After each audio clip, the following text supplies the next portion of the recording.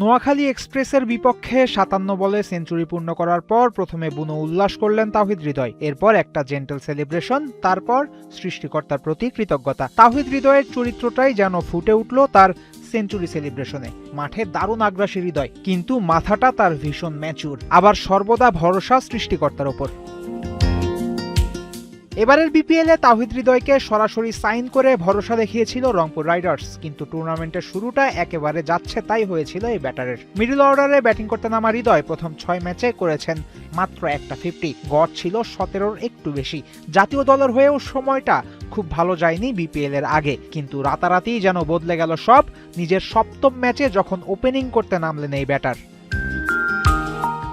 এই টুর্নামেন্টে রাজশাহী ওয়ারিয়র্সের বিপক্ষে প্রথমবার ওপেন করতে নামেন হৃদয়, সেদিনই খেলেন ৯৭ রানের ইনিংস। এছাড়াও ঢাকার বিপক্ষে করেছেন একটা 50, আর নোয়াখালীর বিপক্ষে তো পেয়ে গেলেন সেঞ্চুরি। শুধু ধারাবাহিকভাবে রান করাই নয়, স্ট্রাইক রেটেও হৃদয়ের উন্নতি হয়েছে চোখে পড়ার মতোই। ইনিংস শুরু করতে নেমে যে ব্যাটার রান করছেন অনায়াসে, বোলারদের পেটাচ্ছেন দেদারসে। সামনেই বিশ্বকাপে যাবে বাংলাদেশ, তবে সেখানে কেন হৃদয়কে ওপেনার হিসেবে ব্যবহার করার কথা ভাবা হবে না? এমন প্রশ্নে হৃদয় অদ্ভুতভাবে বিনয়ী, যেন নিজেই চান না ওপেনিং করতে। ওখানে যদি দেখেন অনেক টপ অর্ডার ব্যাটসম্যান আছে এবং তারা লাস্ট 1 বছর ভালো করে এসেছে। তো আমি মনে করি না যে এই জায়গাটা এই মুহূর্তে, এটা আমার চিন্তা ভাবনা, টিম কি চিন্তা করছে জানি না।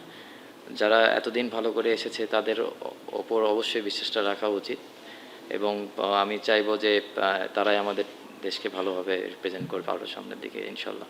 একেবারে অযৌক্তিক কথা বলেছেন হৃদয়, বলা যাবে না তেমনটা। তবে বাংলাদেশের দুই বাঁহাতির ওপেনিং জুটির কৌশলে পরিবর্তন আনতে অথবা প্রতিপক্ষ বিবেচনায় হৃদয়কে ওপেন করতে পাঠানো যেতে পারে অন্য বাঁহাতি ওপেনারের সাথে।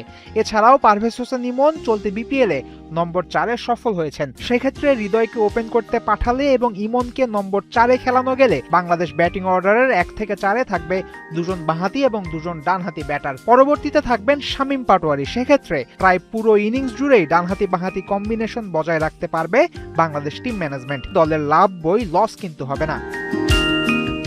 বাংলাদেশের সেরা ক্রিকেটীয় মস্তিষ্কগুলোর মধ্যে একটা মোহাম্মদ আশরাফুলের। Rangpur Riders coach Ashraful dressing room থেকেই দেখলেন হৃদয়ের সেঞ্চুরি। জাতীয় দলের ব্যাটিং কোচও সেই আশরাফুলই।